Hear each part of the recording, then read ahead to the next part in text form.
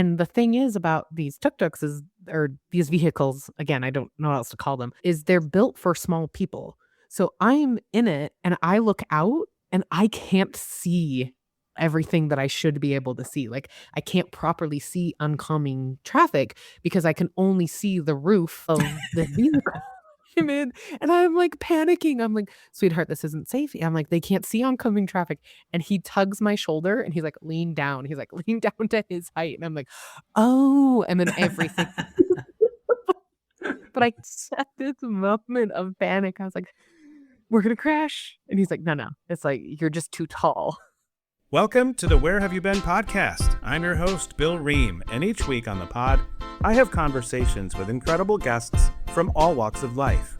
Expect to hear funny, crazy, emotional, life-changing, and even sometimes life-threatening stories and experiences that will entertain and inspire you.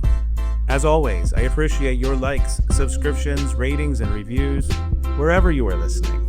It doesn't sound like much, but it truly helps the pod get to the ears of more people who may enjoy it. And check out the website, whybpodcast.com, for links to the socials where you can find pictures from the guests and their stories, and also buy merch if you're so inclined. Now let's get to this week's episode. Thank you for being here.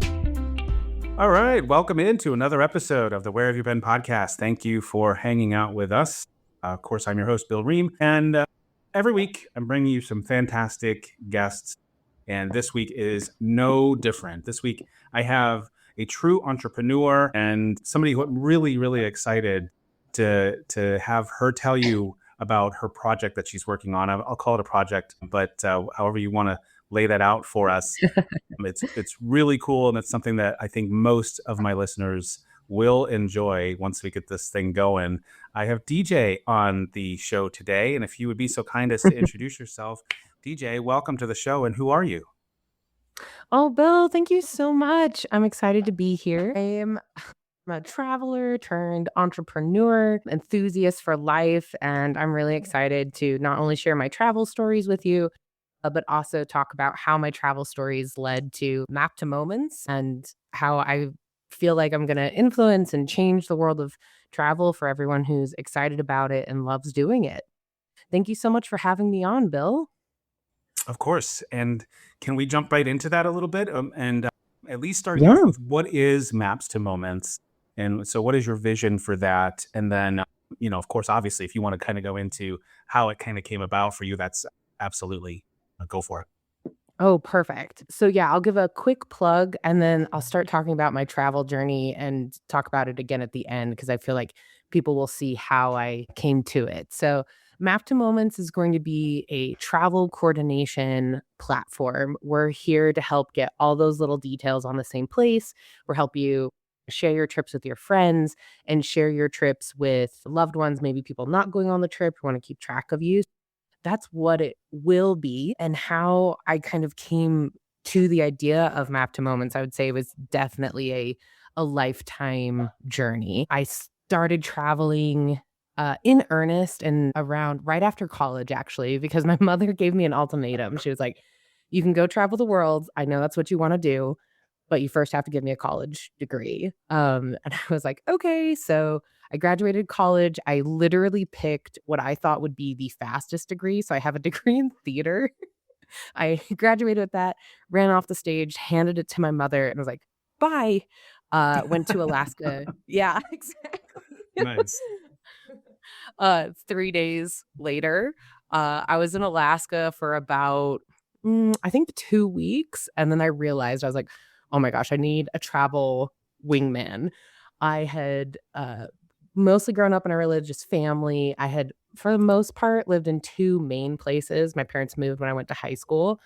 So I knew I wanted to travel. I'd known since I was 18 months old, but I hadn't had that experience yet. And now I had jumped into the deep end, taken a job with a cruise line. I was working at one of their very, very tiny lodges, not a big one. And so I didn't even have a grocery store near me. I didn't have, I couldn't get in a car and go anywhere. I didn't have a car. All the people I was around was suddenly very diverse from all walks of life. And I was like, oh my gosh, this is a lot. And so I very quickly rang home and was like, hey, my little sister, Vanessa, I was like, "What's Vanessa doing for the summer? Does she wanna come earn some money too?" And so my very first travel experience, I was like, "Yeah, let's go." I was very quickly like, "Oh, this is a lot to take by myself." And so I convinced my sister to come with me. That's Oh, awesome. oh my gosh. It was an amazing summer. It taught us so much. There was one night we were in bed just chilling, and then the fire alarm goes off and it's like just blaring, right? We both pop out of bed, and I, being the older sister, my first and only thought is like, take care of Vanessa. I Mhm. grab the blanket, I wrap it around her, and I'm like ready to fireman carry her out of there. Now, she's an adult pretty much. I think she was in our last year of high school. She's just as tall as I am. She's more than capable of getting herself out of the building. But I'm like, I will protect you. It's okay. We get outside and everything's okay. And I thought, wow, what a weird time to have a fire drill. And why didn't they warn us this would happen? Because it's like 2 a.m. And that's where my brain, just to demonstrate like how innocent I was at the time, I'm just like, Yeah. how bizarre. It didn't occur to me that someone was probably like, enjoying a recreational activity in their bedroom and accidentally set off the fire alarm. Oh my But gosh. I know. I was like, just a weird time to have a drill. And so when we That's go back, funny. it was great. We were like, we got highly teased for it later because, of course, I didn't keep my mouth shut. I brought it up. I was like, "Yeah, that was just really weird." And everyone looks at me. They're like, "That wasn't a drill, DJ." I'm like, "Well, why else would it go off? There was no fire." And everyone's just like dumbfounded. They're like, "Oh, this sweet child." Sweet, naive DJ. Yes. Well, Oh. listen, before we get too far down the rabbit hole of those stories, which is really what I obviously that's my favorite part. Oh But yeah. I do want to know a couple of things. So, first, can you tell us where people can find you on like socials, a website, things like that? I like to do it up front because I know people sometimes don't make it all the way to the end, and so I don't want to Oh, wait. yes, of course, of course. Thank you. Hmm. So for Map to Moments, we are on Instagram. We are Map to Moments, and it is the number two. There is another account that is TO. They're also a travel account, but it's more of an individual travel account. So if it looks more individual, that's not us. If it looks a little bit more like, oh, they're talking about coordinating and getting you to that moment, that's us. We will soon be on Facebook and Twitter under the same name. We have the accounts, we just haven't posted yet. It's very, very new. And then if you're interested in participating in our beta, which is going to be coming this spring, maptomoments.com is where you can find us. And again, if someone's not going to listen to the end, just a little bit more about it. My stories will help you understand how I got to it, but it's really about we're not trying to be an airline. We're not trying to be a hotel. We're trying to help you with all those coordination pieces. So you can book wherever you want to book. You can grab that tour that you want. And then we're a site where you can bring all that information together and keep it in one spot. So you're not having to go to 15 different apps to find like, oh yeah, where was my flight? Where was my hotel? If you have a worried parent or a worried partner who wants to know, like, I just want to know about your trip and they're not going with you, it's easy to share with them. If you are a kind of person who's like, oh my gosh, I love to plan the girls' trips, it's so hard to do a group trip, we will help with that too. You, as the host, can plan out a trip and then you can invite guests to join and it will help your guests from their starting location if they sign up to get to that trip. So um if I have a friend who lives in Texas and I'm in Oregon and we're going to go to California together, we can have two different starting locations and Map to Moments is going to help us both get there to our moment so that we can enjoy it and we can have a great time. That's what Map to Moments is going to be. That's what we're launching. Just a little bit more for your listeners there. Yeah. Very, very, very exciting. I'm really, honestly, and I'm not just saying that because you're on the show. I'm really excited to see what this turns into because it really just makes so much sense. And I'm sure there's ways to kind of put things together out there, but like something that, a dedicated place to, like you said, I think it's exciting that family, friends, people who aren't even involved in the trip will be able to see like, oh, she's on this flight at this time, and staying at this hotel or this Airbnb or, whatever. Just very, very cool. Very cool. Yeah, exactly. Because we should be able to get out and enjoy and see as much as we can and have all these experiences, but it takes, there's so many little things. Like another thing, so I talk about the coordination a lot because that's going to be in the beta. That's the very first thing we're starting with. But hopefully one of our very fast follows is going to be a bucket list helper. So you can put in like Stonehenge, like I want to go see Stonehenge.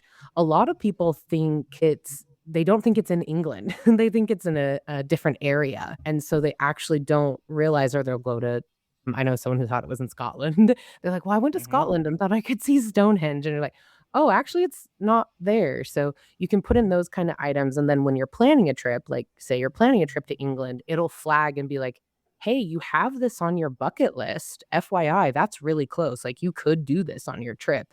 And you're like, oh, thank you. Like, that's great. Like, yeah, let's add it in and kind of things like that as well. So it's gonna be very very user friendly. It's there to help people plan the trip, share the trip, get to those moments that they're gonna stick with them forever and they're gonna have great stories about, and then they can come on your podcast and share them, Bill. Excellent. It comes full circle. I It love it. does. So you had mentioned, and thank you for all that information. And like you said, you'll touch on it again later. Tell me, it sounds like your mom or your family really wasn't necessarily big into travel. Did you Mm-mm. did you not at all? So what caused you, and I think we may have talked about this before, but offline, but so like what really caused you to have such a drive and desire for travel like when you were that young of an age? Oh, it skipped a generation is what happened. Ah, My that's grandmother right. You was a did tell me. Yes, go. Yeah. My grandmother was a badass. So she met my grandfather and he jokingly said they were one of those matches that the moment they met, they actually knew they should have gotten married. And he had jokingly said, like, oh, let's go to Vegas and get married. And she said, okay, and got in the car and he started driving. And he realized about an hour into the drive that she wasn't playing chicken. Like she was down. And he was like, oh, shoot. And like backed out of it. It took him a couple years to ask her to marry him, but he should have that day. And then they go on to have 10 kids. And all throughout, she's having all these children, and her husband is building a plumbing empire. That's what he did. And this entire time, she's like, hey, we're going on trips. Hey, we're going here. Like my aunts and uncles' mom all lived in various parts of the US because my grandmother never said, you know, my grandpa would come and be like, hey, I have a huge plumbing contract but it's 2 states away. And she's like, "Okay, I'll pack up the kids. Let's go." She was just always a yes to that. And then when her kids got older, she said, "I want you to move to different corners of the earth so I have a reason to come travel and visit my grandbabies." I'm not Nice. kidding you. So Nice. yeah, and she did. Like, we didn't live anywhere near them. I think we were like a 4-day drive. We were a few states away.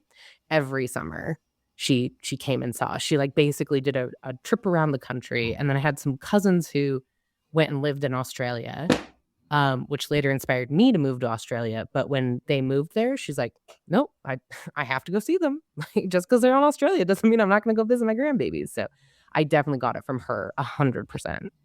That's fantastic. Thank goodness for grandma. Oh, That's yeah. that's awesome. I just feel like without travel, I don't want to say life is boring. Life is what you make of it. I mean, obviously there's plenty to do that is not specifically travel that can keep you entertained and be enriching in your life. But I just think travel is so much of that is Oh, yeah. inherent in travel. And I just know that when it finally happened for me that I really got my eyes open to it. It completely changed my life. Like really, that's part of why I do this today. But so let's start here then. Let's do this. Oh. Let's open the floodgates, and I will ask you now as we officially kind of kick off the main portion of the episode. DJ, where have you been? Thank you, Bill. Yeah, sorry I jumped into that a little bit sooner. No, you're fine. You're fine. It's all good.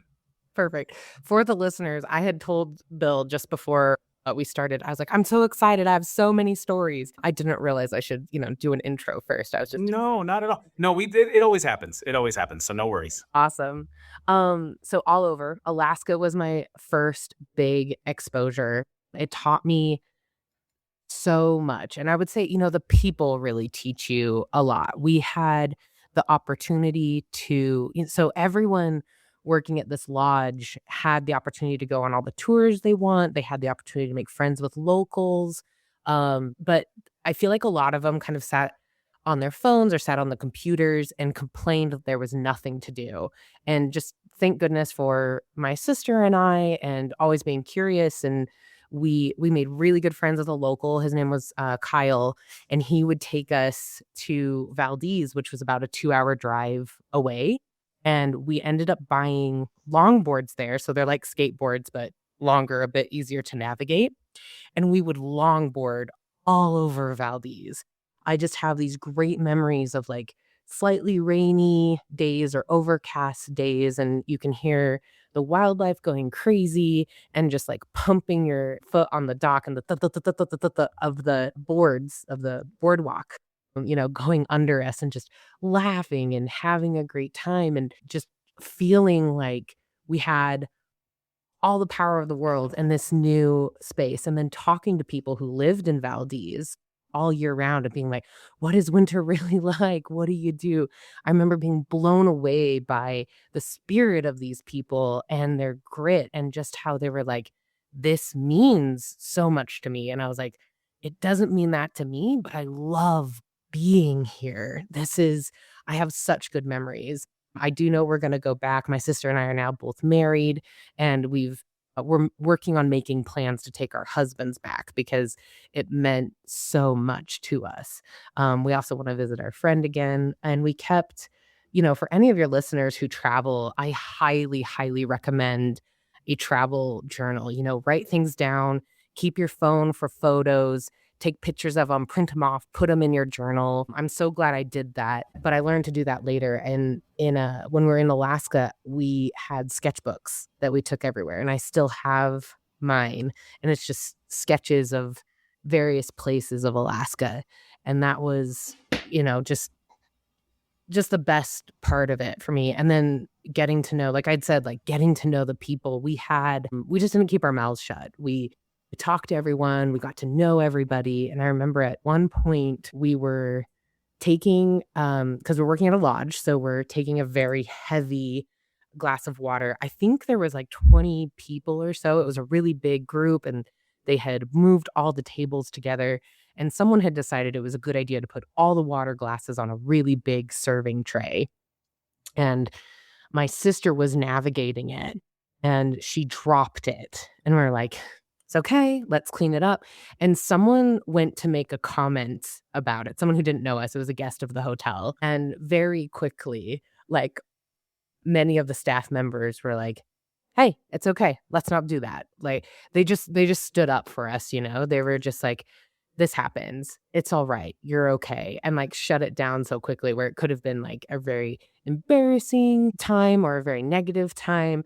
But because we had gone on tours with these people and got to know them, they were just very quick to be like, "Oh, let's keep it good." So it was great. Like, loved that. Really learned how to interact with people on at Alaska. So I'd say that was our biggest kind of takeaway there. Um And and I am then assuming, and I shouldn't assume, I do that a lot on this podcast, and I end up wrong most of the time. But I'm going to say I'm probably right in this one, that that's still something you continue to do today when you travel. You still reach out to people and just have interactions and conversations with strangers, and right. Oh, yes. Yeah, that's a correct assumption.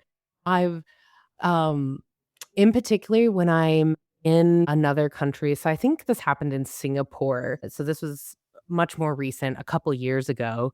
We were eating so Singapore has all these great outdoor markets where you can eat, and like some of the stalls have Michelin stars.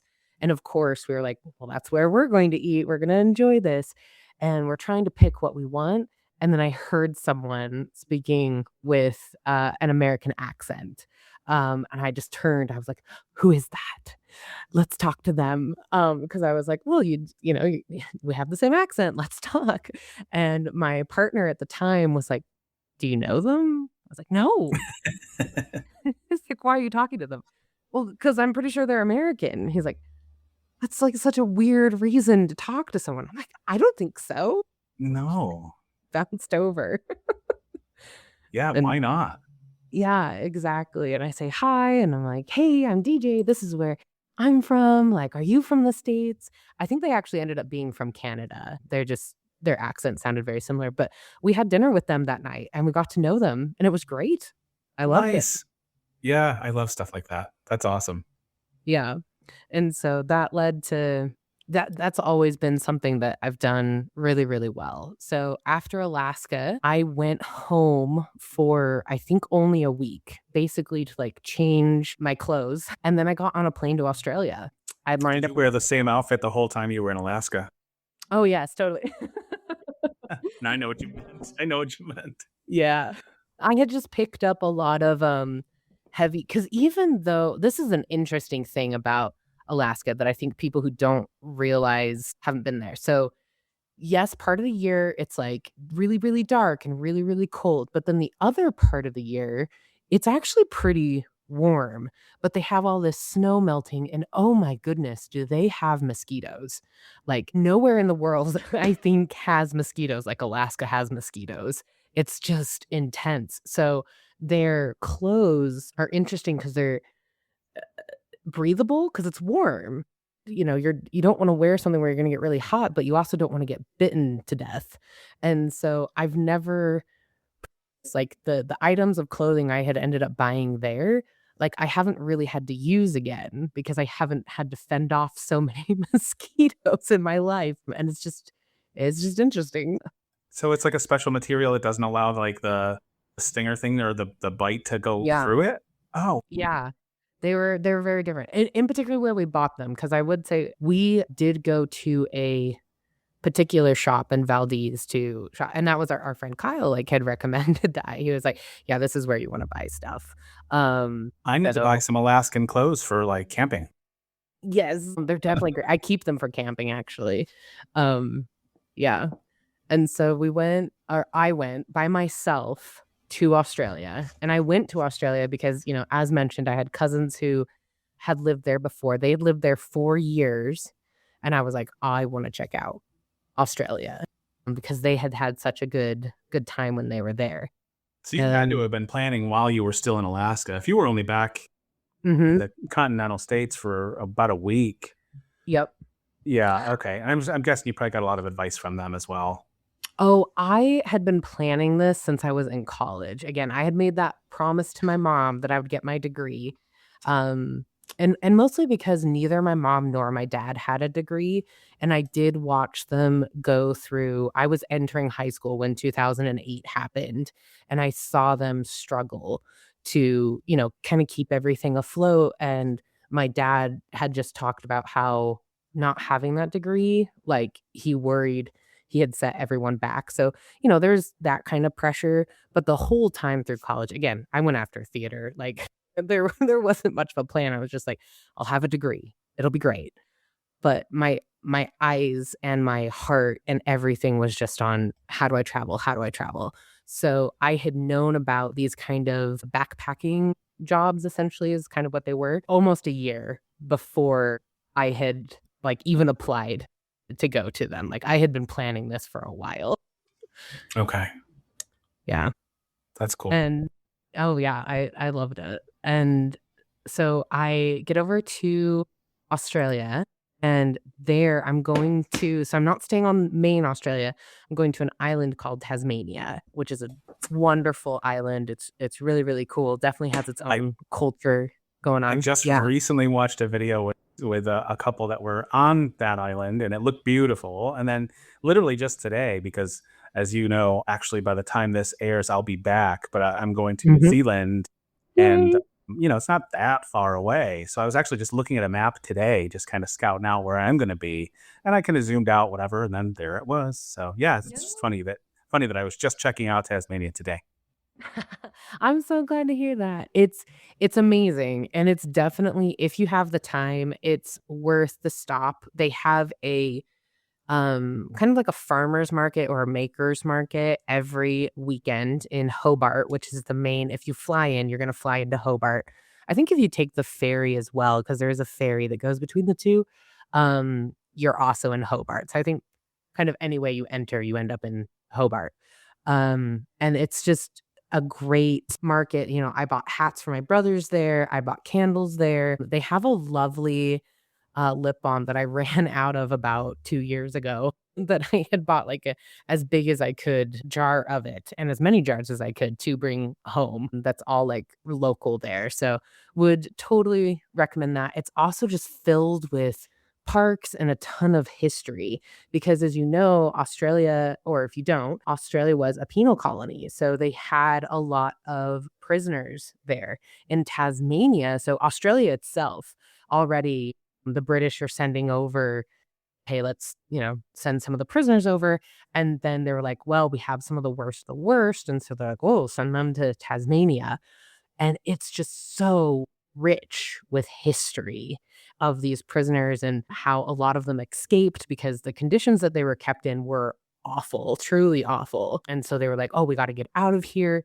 And it's just the stories are overwhelming and so interesting. And that's a big part of like the tourism pull for there, along with the hiking is gorgeous. The beaches are amazing. Like it's a very beautiful place for sure. So I would highly recommend. Um, but so I get over there and I get to a small town called Strawn, Tasmania. And I would say this is really where, so in Alaska, I learned like, don't be afraid to pull in someone who has your same values. In my case, it was my sister. And then don't be afraid to talk to people. I would say that was like my biggest takeaway from Alaska. And then, so I get to Strawn. I'm a very chatty person and I'm trying to find like where do I fit now with all these new people? Because it's not just myself. So I'm from the US. There's people from Italy. There's people from Denmark. There's people from France. There's people from England, just all over that for them as well. Most of them are in my same age range. Where some of them had also graduated uni. Some of them never went to uni. We're all just like, trying to figure out like, whoa, what is life? And we're trying to travel at the same time. And it's just fascinating. We had um we had so many interesting nights. So at this point uh I still don't drink. So I'm like trying to figure out like how do I have a good time with everyone, but I don't participate in alcohol or like that kind of thing. And so my contribution to the group ended up being board games. So I would save up my money and go purchase board games because that was something my family loved to do. And then I would bring them back and teach people how to play these board games. And I remember one of the first ones was Uno. I think I got Uno in phase 10, and some of them had never Classic. played Uno. Yeah, exactly. Oh my gosh. They're great. And I was like, "What do you mean you've never played?" And so we would spend nights and there would be, bottles of wine and beer and stuff going around. And then I'm teaching them how to play. And I very quickly learned it is easy to win board games against drunk people, like in particular, they can't hold their alcohol. Yes. Yes. Yeah. And so it was Yeah, great. And I that's also introduced them to Ticket to Ride. Have you ever played that one? it's no, I never have. I know of the game, of course, and I know it is absolutely a classic. And I, but no, I've never. It's one of those things that I thought about buying as the kids were getting a little bit older, and just never did. We ended up doing Catan, and we got into that for a while, but never did Ticket to Ride. Oh, Catan's a great one. Um, yeah, so there was one girl who was obsessed with trains and so she was actually from Australia. Um, and she was local to Tasmania or had moved to Tasmania. She was working with the group where I was working, but it was a stepping stone for her because she was going to someday be the conductor for this cute little tourist train that basically went from Strawn to like two other towns. Like, this train made this trip every day, but she was obsessed with it. She knew everything about this train. So because of that, I see Ticket to Ride and I'm like, "Oh my gosh, she's gonna lose her mind." And we buy it, and I think we played it for, like, a week straight. Like, every time we were off, she was like, "Ticket to Ride? We play Ticket to Ride now?" Like, just Nice. every second that we had. Yeah. It was great.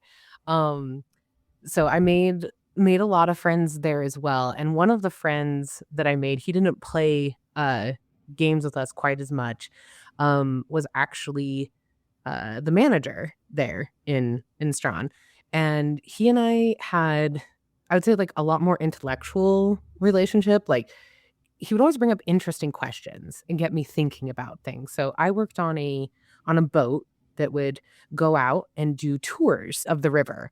And it was interesting, very scientific. It had some of the purest air in the world. It had these massive trees that can never rot. They'll be cut down or pushed over, or their roots, they'll get too heavy and their roots will tip them over into the water. And they have, how they harvest this tree today is they'll send cranes out into the water and then they'll actually pick this tree out of the water to harvest it. They won't cut it down because it takes 500 years to mature, and it produces, the reason it doesn't rot is it produces so much oil that it can't rot. And so it was, when this was discovered, this was like a big thing that they would send the prisoners over to harvest because they would be making boats out of it, because it was the perfect lumber for a boat, because then you build it once and then you never have to worry about replacing boards due to rot. So it was amazing, and so the cruise attracted a lot of scientific people, a lot of people like interested in the biology of the place, and they would bring their children. And one day I'm walking with this individual, this manager, and he turns to me and he goes, "Uh, how do you think about the kids?" I'm like, "What do you mean?" He's like, "The kids on the boat, on the tour. How do you think about them? What do you do when they're on the boat?" I was like, "I don't know. I don't serve them coffee." And he's like, "Well, yeah, that was my job. I was in the galley." And he was like, "But what do you do to entertain them? What do you say to them? How do you interact with them?" I was like, "I just get their order." And he's like, "You need to think about that." And I was flabbergasted. I was like, "Well, why do I need to think about the kids?" He's like, "Because they're there too. They also deserve a really good experience." And I was like, "Okay." Like, I'm shocked. So the next day, he ends up coming on the tour, which was a pretty regular thing. He would come on the tour often to kind of like, assess the quality and how things were going. And one of my jobs as a galley member was, after we'd had a stop on the river, and people would get off and they would go on this forest walk, and then they would come back onto the boat. Well, they had so much time to do the forest walk, and then a galley member would go and we would tie up a rope that told people, "Hey, please come back onto the boat." And then we would go around and do the forest walk. So we were the last person on the boat, make sure no tourist left behind, essentially, Sure. is what we're trying Makes to do. sense. Yeah. And so he's there that day, and I get off and I go to do it, and he had waited for me. He's like, "I wanna show you something." And I was like, "Okay." So we start to do this walk, and he's like, "What's that over there?" And I'm like, "Mushroom?" He's like, "Or that's a fairy perch." I was like, "Is it? Like, okay." And he's like, "That's what you can tell the kids. That's a fairy perch. I've seen a fairy there." He's like, "What's this over here?" And I'm like, "Grass?" He's like, "No, that's whispering grass and it tells secrets." I was like, "Oh my gosh, okay." And he just had this eye for, and he was clearly looking for, like, how can we engage the younger people on this tour? And it just really stuck with me. I was like, man, like, the kids aren't paying him, it's their parents. Their parents are having a great time, but he cares about the experience of the children, and he wants them to have a good time as well. And I was like, "Oh, okay, cool." And so that was like, I would say one of the first times where I had had someone talk to me about hospitality without talking to me about hospitality in touring, right? Like, he wanted them to have a really good time. Same person. We were the restaurant so once the cruise ship was docked, there was like a main area you could go to, and there was a bar and a pub if you wanted like a burger or some fried fish, but there was a very nice restaurant at the top of the hill. And there were two ways to get to the top of this hill. You could either drive up, or there was a set of stairs that you could walk up. And one day he's like, "Come on a walk with me." And I'm like, "Okay." And we start walking up these stairs, and he's like, "What do you feel?" I was like, Stairs? I don't know." And he's like, "I feel uncomfortable."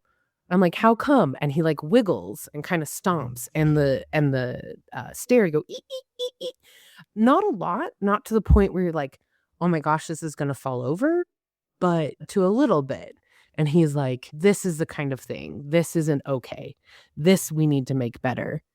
And again, I was, like, shocked. I was like, "Oh my gosh, just a little wiggle on a staircase that's going up a hill, and you're thinking about that for your guests. You're thinking about, this could be made better. How do we make guests feel more secure? How do we think about them?" Something that maybe no one else would ever think about. And I was just shocked at how, like, every little thing mattered to him to make that experience better. And so he really taught me, like, it's important, it matters, think about it. And so my time goes on there, and it eventually runs out, and I get to go spend the next 6 months traveling all over, Australia. And my cousins, who, had lived in Australia for 4 years, they came out for a week and visited me. So we spent a week together, in Australia on the Gold Coast, which was absolutely amazing. And I remember we just had, at this point, we had grown up a little bit. I think the last time we'd seen each other, we'd been like 15, 16, and now we're 22. And I've now lived on my own and worked on my own for a while. And I know stuff about Australia, and so do they. And we would spend all night walking up and down the Gold Coast on the beach. We had gotten an Airbnb maybe 6 blocks away from the beach, and we'd walk down there every night. We'd walk over to a hot chocolate place called Max Brenner, which if you get a chance, try it. They do have a store in New York, and they do, like, really thick, I think it's called, like, Italian hot chocolate, where it's basically just like a melted chocolate bar. And it's just gooey, and, like, you can, like, taste it all the way down, like, an 8 ounces is perfect, but it's like drinking a chocolate bar, and it's so good. We would grab those and then just walk up and down the beach all night, talking about how we've grown, how, learning about people and our experiences has matured us up to this point. And it was just really, really amazing. Like, so many great memories in Australia. I think those are some of the highlights. And then That's awesome. And yeah, so let me just ask you this. When you went to, well, because you started off in Tanzania or Tanzania, I Mhm. know some people pronounce it that way. Yeah. Did you sort of have a game plan for how long you planned to be in Australia, in that area? Or was it just kind of a, hey, so I'm just going to go and what happens, happens? Oh, great question. So I did know it would be 6 months in Tasmania, because that's how long the work contract was for. And then I Tasmania, not Tanzania. Sorry. Yeah. No, you're good.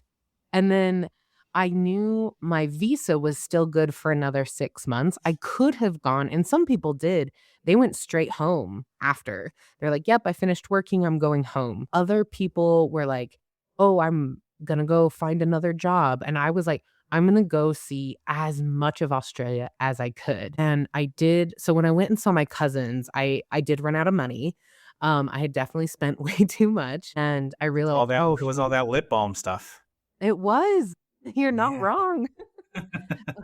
And carting it around, like, you don't think about the luggage that you acquire when you're traveling. So I went out one day, um, I mean, all right, yeah, I did this. I had printed out I went to the local library, like, thank goodness for libraries, in countries that have them, definitely blessed, and I printed out, like, "Hey, here's my working experience," and I went to every single, like, little ma and pop shop, like, individual shop that I could, and I found one. It was a fish and chip shop owned by actually a Greek couple, that their regular girl was going home to India to visit her parents. She worked there while going to college. Now she wanted to go home for vacation, and she was like, "Oh my gosh, this would be perfect. Can you do 6 weeks?" And I was like, "Yes, I can do 6 weeks." So it literally like timing and the gods like just shined on us that they're like, "Hey, this will work." And so I ended up working there randomly for 6 weeks, and then I rented a room at, a stranger's apartment. I didn't know these people, my cousins had left.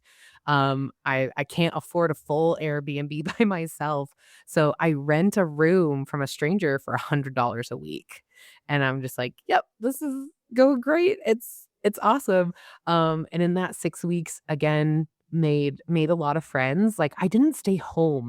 I looked up like, I love playing board games, I had said that. So I looked up activities to do. There was actually a game night that was above a Japanese restaurant every it was either Tuesday or Thursday every week. You basically just walked in to this Japanese restaurant, walked all the way to the back, and then went up a set of stairs. It was kinda like a speakeasy for, board games. For board games. It was Nice. great. You go up to the 2nd floor. It was $1 to play as many games all night as you wanted to. I think it started at, like, 5 and then went till midnight. Like, it was an all-night thing. And you would basically pick a game and then go sit at a table, or you would look at what other people were playing, and if they were at the beginning of the game, you could go ask if you could join. And then when you finished the game, you just kinda stood up and looked for another game or another group of people looking for one more, and that was I just met some really amazing people that way, who then later I would ask like, "Hey, do you guys wanna go walk around town? Do you guys wanna go to the markets? Do you wanna go do XYZ?"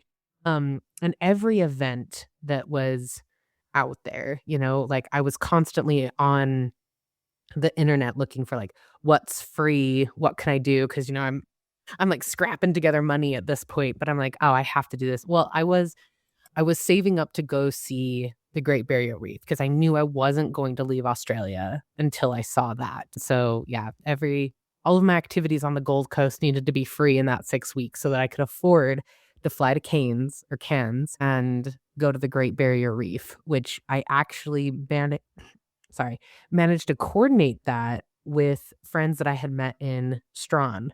So the 3 of us all went together. We started at different locations, met up there to go see the Great Barrier Reef. We got so sunburned that when I went home to the US, which happened 2 weeks after I went to the Great Barrier Reef, my skin was, like, still red.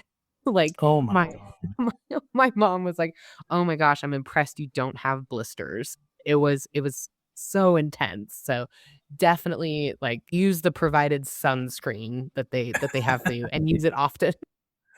Yeah, I would say that's pretty Yeah. severe. And if It only was you had had an app back then that could have exactly. coordinated multiple people going to the same location from different origins. That would be Yeah. awesome. Exactly, right? And so that's like I have so many other stories I could definitely share, but my gosh, there are very few places on this planet that I've been so far that I have felt like I left the planet. One of them was in New Zealand, and the other one was the Great Barrier Reef. It was just mind-blowing. And it's not just being underwater, if you've gone snorkeling or scuba diving, when you're underwater, it's experiencing something new. Everything looks different. It looks a little bit alien.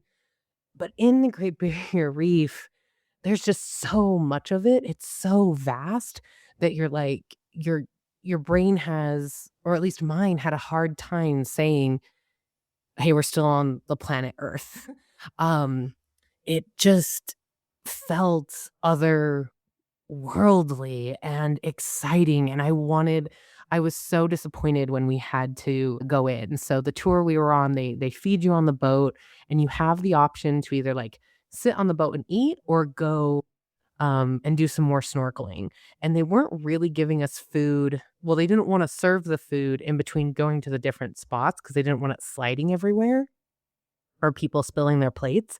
So they were trying to serve us when the boat was stopped. But I was like, "I don't wanna be on this boat, get me off." I wanted to be in the water.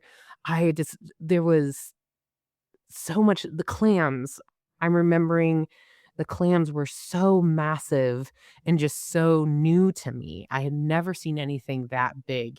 There was one that, like, I definitely could have put my whole arm into, and it could have and not just, like, hand to elbow, I mean, like, hand to shoulder. Like, Oh my gosh. it was so big. It fascinated me, and if you waved they had shown us that if you waved your arm over it and caused it was the shadow that they said that they can sense light.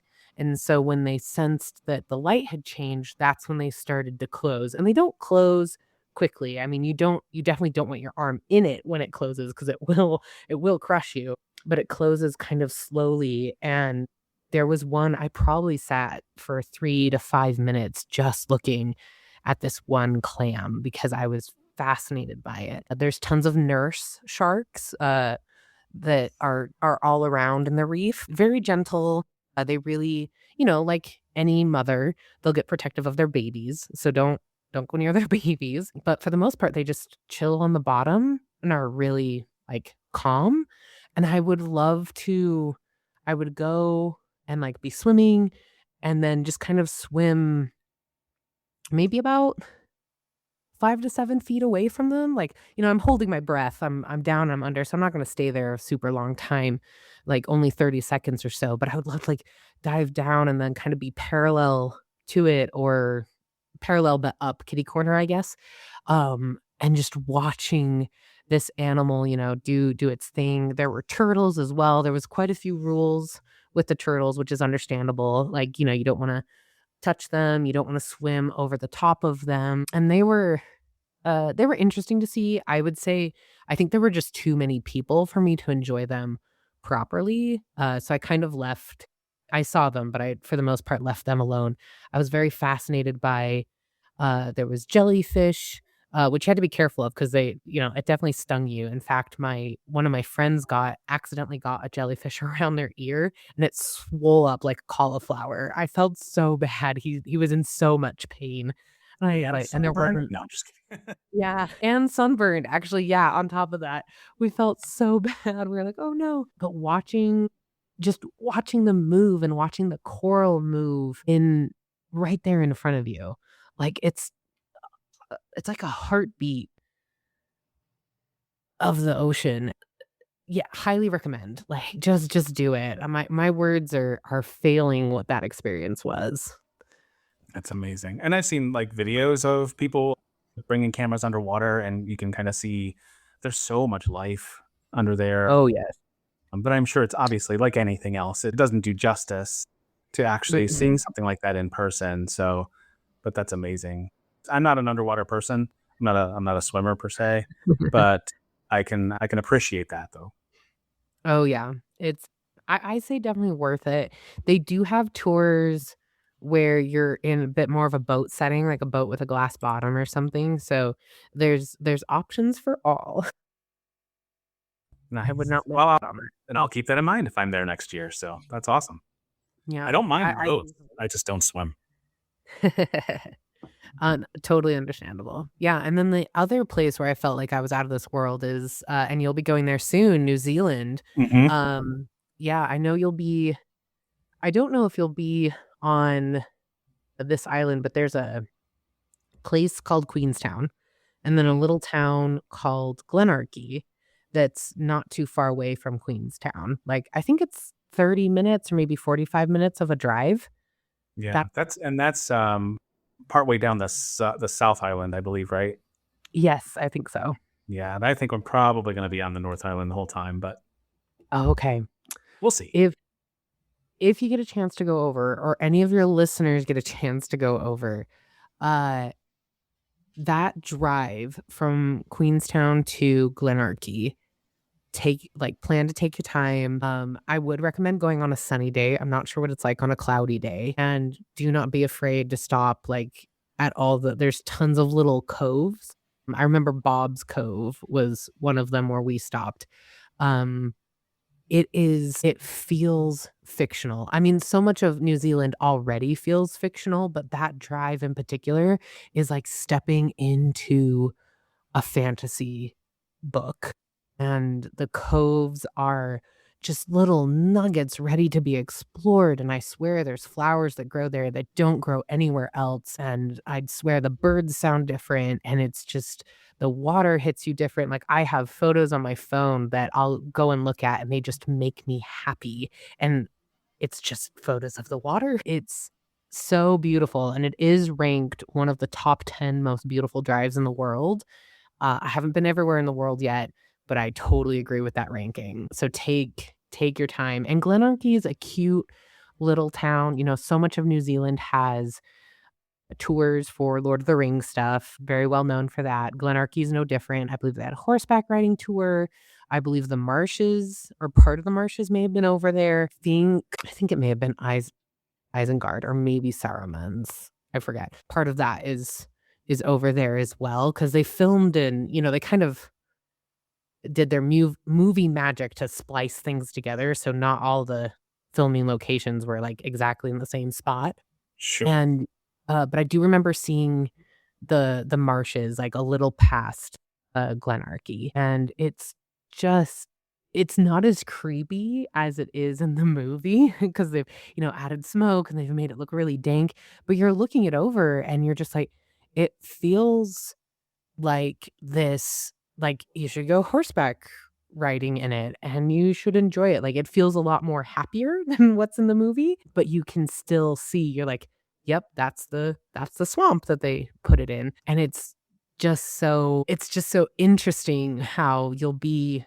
having one moment of enjoying something, and then the next, your brain's tugging on the back of your memory going, "Hey, you know this spot. Hey, you know this spot." And I think that's one of my favorite things that if you're a fan of Lord of the Rings, that Sir Peter Jackson has given all of us of, there's going to be parts of New Zealand that your gut knows, and it's because you've seen Lord of the Rings. And so I think that's one of my favorite things about that country.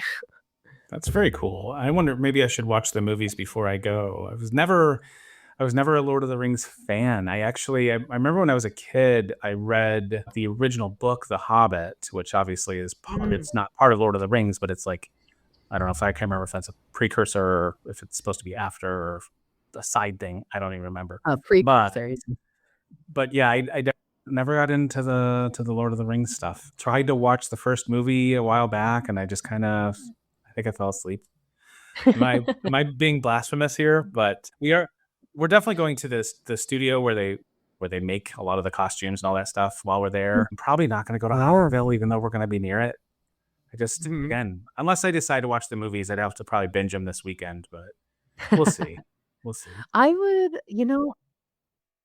if you can at least get through, the first one, The Fellowship, again, because it's just such an interesting experience. I've been to Utah as well, and that's another place where because tons of movies are filmed in Utah. There's spots all around every country where Sure. tons of things are filmed there, and I think it's just one of the awesome things of traveling is when you visit a spot and your brain goes like, "Tug, tug, we've seen this before. Tug, tug, we Yeah. we know this." Yeah, and so I think that's just one of the fun things about New Zealand because it's not a huge country, and you'll see even as you're walking through parks or you're, going through even the cityscape, like, you're like, "That looks so familiar, like, that tree layout is what is that?"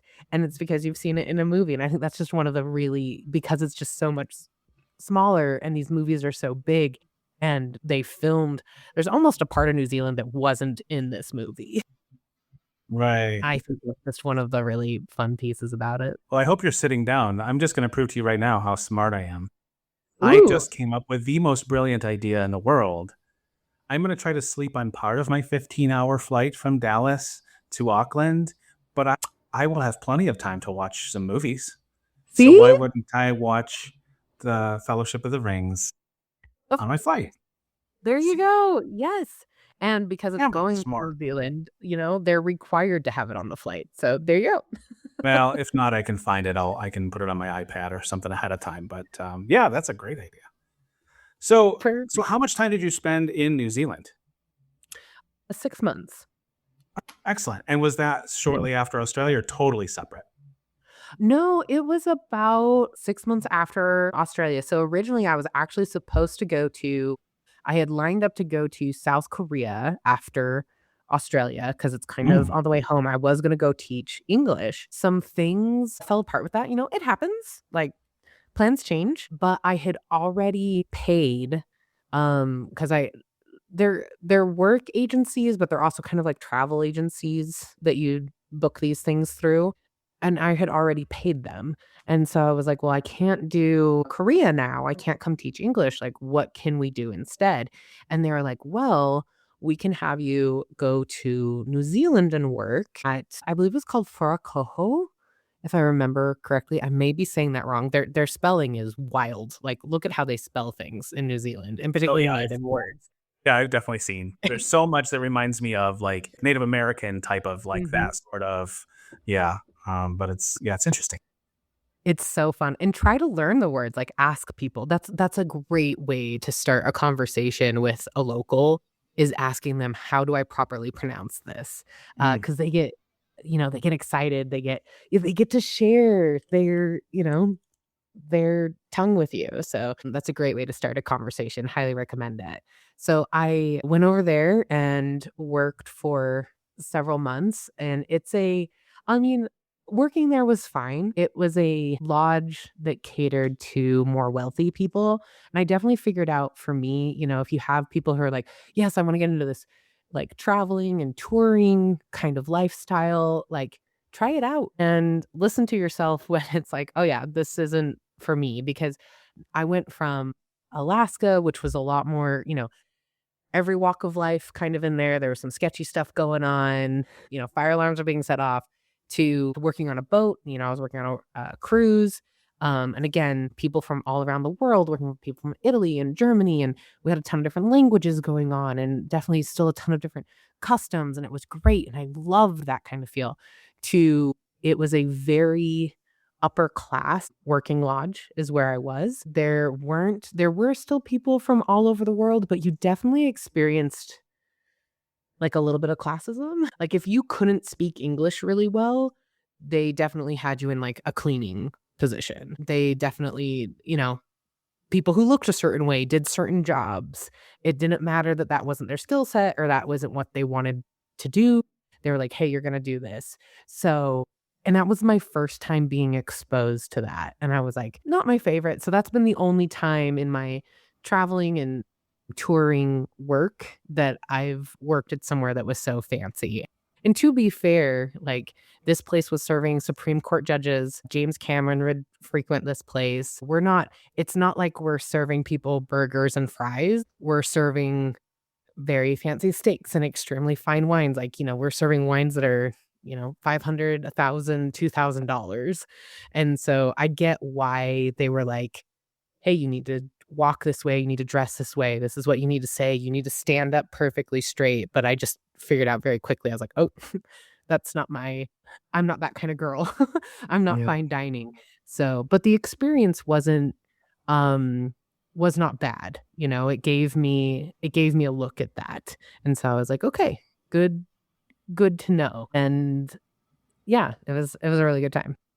And I assume that spending 6 months there, you didn't just stay on the South Island. You did you spend some time on like all over the country or Yes. Yeah. yeah. That's the other wonderful thing about New Zealand is It's not that big. it's not that big, yeah.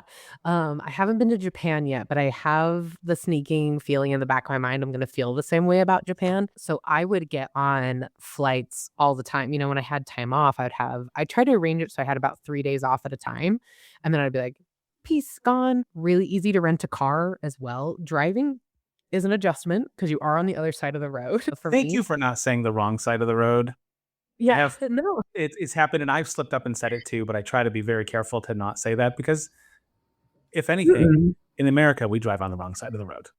Yeah. But But just anyway, I digress. no, you're good. A good rule that I did that someone helped me with, a good trick, is just as the driver in the driver's seat, think of yourself as I need to be in the middle of the road. And that helped me a ton because when you're on a flat way, it's easy, right? Like, oh yeah, I'm driving straight. But when you come to a turn or you come to a roundabout, you're thinking like, "Oh my gosh, how do I do this?" And you're juggling it in your head and thinking, "Me as the driver, I need to stay in the middle," like, helped me to avoid a lot of those very common mistakes. I will also say because New Zealand's very used to people renting who aren't used to driving on Us their side of idiot the road. foreigners, yeah. Yeah. Us foreigners. So they're very quick to stop and honk their horn and brake, like, definitely watch out for people going the opposite direction of you, just be a little more paying attention, but that trick kept me out of any of those embarrassing moments, just thinking like, "I need to be in the middle. Where's the middle? Like, how do I do that?" That makes total sense, and I don't plan to drive one in there, so I don't think I have to worry about that, but yeah, it'll be interesting because 'cause I've never actually ridden on the other side of the road. I think everywhere I've been, um, trying to think because even I wanna say even in Italy, they drive on Mhm. the same side as us, Yep. so yeah, I think pretty much wherever I've been, it's been on the right side of the road, and I don't mean correct, but the right side of the road. Um, I wanna do this because I just glanced at the clock, I realized we're over an hour already, which is Oh, yep. crazy. But, I do wanna touch on and for sure we can go back if there's any other stories and experiences you wanna tell that we've missed, but Mhm. I wanted to talk because you've had some time in Central and South America, which are 2 Yeah. places that hold my heart, like, they have a piece of my heart, especially South America, but both Central and South. Mhm. So, can you tell me anything from Mexico, from Peru, from any of those places? Yeah. So, Peru's a fun story. I'm definitely gonna be spending a lot more time there because that's where my husband's from. I love Um Peru. I need to spend more time there too. And what happened, it was a really fun story. So we had been fighting for his green card for quite a while. I say fighting, basically just doing a lot of paperwork for the government, which feels like a fight. And we finally got that all done. I think it took us a little over 2 years. Finally get the green card. We're so excited. And at this point, so we've been married. We met in the States, and I haven't met his parents yet in person. I've talked to them over Zoom and stuff, but not in person. He hasn't seen them in over 6 years. And Wow. so we yeah, and then so we finally get everything, and the first thing and we knew this was coming, so we had saved for this. The first thing he wanted to do was go surprise his mom, and we were so ecstatic for that. So, we jump on, we find the flight, we find a way to get him there, we find, a bus to get him from Lima to Cajamarca, which is where he's from, and we're like, "Okay, you're going," and only his sister knew he was coming, so his mom didn't know. She did know, uh, I was coming, like, he and I were supposed to travel together 2 weeks later because we had told them, "Oh, it's gonna take time to get the flights and everything together. We can't just drop everything and come, so we'll be coming at on this date." And so 2 weeks before that date, we got him on a plane and got him out of there, and it's so cute. He arrives, and he knocks on the door, his sister opens the door and is telling how we all feel about a stranger at the door, right? Mhm. Sometimes we're really excited, sometimes we're like, "Ooh, a stranger." His mom is definitely like, "Ooh, a stranger." Mhm. So, his sister, like, to play it up, says, "Oh, mom, there's someone selling something at the door," which, of course, Oh makes us my all wanna gosh. rush to the door. Yeah, right. Like, come on. And she's like, "No, no, no, tell them to go away, tell them I'm asleep or something." And his sister steps aside and Franks walks in. So his mom hears someone's walking into the house and his sister's like, "Oh, they're coming in." And his mom's like panicky. She's like, "No, no, no, no, no, don't." And he comes around because they have kind of like a little, maybe about a 3-foot walkway before you actually see the person before you're in the house. Uh, So there'd been a few steps. So his mom had a second to panic before he came around the corner. And then it was him. And he said his mom was halfway up the stairs, like trying to go to the second floor. Get oh my gosh, out of there. get away. Yeah, she was trying to run. And then she saw him and was like, "Hi, Like, she was just so excited and, came running down and gave him a big hug, and then she got Please mad tell at me someone has it on video. I'm not sure if they do. I Oh haven't my seen it, so gosh. sadly, I don't think they did record it. They should have. Oh, but the memories are still incredible. That's beautiful. Yeah. So, they got to spend a few weeks together, and he's so nice because Peru is so if you because 'cause you've been, correct, Bill? Yes, I have. Yes. Okay, perfect. So, as when we're traveling around the world and we're seeing different things, some countries we're not mentally ready for. It's a shock to the system. And my husband knew Peru was gonna be a bit of a shock to me. I have been, Australia and New Zealand, like we talked about, and Singapore and Thailand. And I think Thailand's kind of the closest to get me ready for Peru, but it's still not Peru. And so he was so kind. He rented an Airbnb to make sure, like, I was gonna have my own room and I was gonna have my own space and not feel like I was intruding on anyone, and he rented a big enough one that they could come with us and experience that, which was so fun because I introduced my husband to Airbnb. He had never heard of it before, and he thought the concept was crazy, and he loves it. And then he introduced his family to Airbnb, and his mom was like, "What do you mean a stranger will let us rent their house for, like, a couple days?" And he's like, "It's great, mom."